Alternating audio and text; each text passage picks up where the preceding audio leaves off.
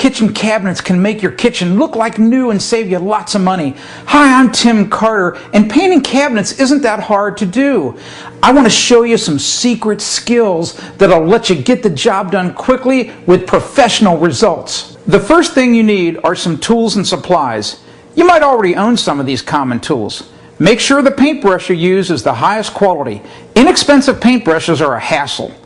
Take a moment and read the label on the paints you will use. I guarantee you it will say to apply the paint to a clean, dry surface. To be able to get to all surfaces that need the paint, be sure to remove all hardware and take the doors off the cabinets to make the cleaning and painting job easier. You can use one of these screwdrivers to take the cabinet hardware off, but I'm a power freak. Yeah, no kidding. That's what I'm talking about.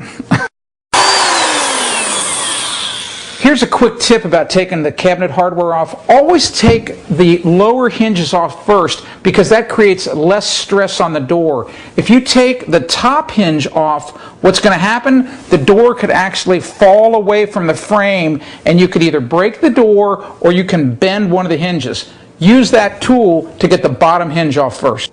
Wash the surfaces to be painted with mild soap and water to remove all the dirt and grease. Rinse with clear water and dry the surfaces. That old glossy finish on the cabinets needs to be roughed up for the new paint to stick well. You can use a sander, but that creates all sorts of messy dust. I prefer to use dust-free liquid deglossers. Once applied, you can usually start to paint in 10 minutes. Apply the primer to all surfaces. You can often leave plates in the cabinets as the inside of the cabinets do not usually have to be painted. The primer will not cover dark wood in one coat. Don't worry about that. To eliminate those brush strokes, always make the final stroke towards the area just painted and lightly lift the brush off the paint. If the paint is hard to work with and seems sticky, you can add a product that makes the paint slippery and easy to use. When painting doors with raised panels, paint the raised panel first, working from the inside to the outer edges. Paint the door frame last and check the other side to look for large globs of paint. Smooth out those and let the primer dry. Try to paint the finish coat as soon as the primer is dry to the touch or the minimum amount of time has passed. The finish paint will bond much better if the primer is fresh. I prefer gloss finish paint for cabinets as it is easier to keep clean.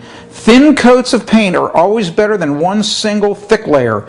You may have to apply one coat of primer and 2 coats of finish paint to make the cabinets look great.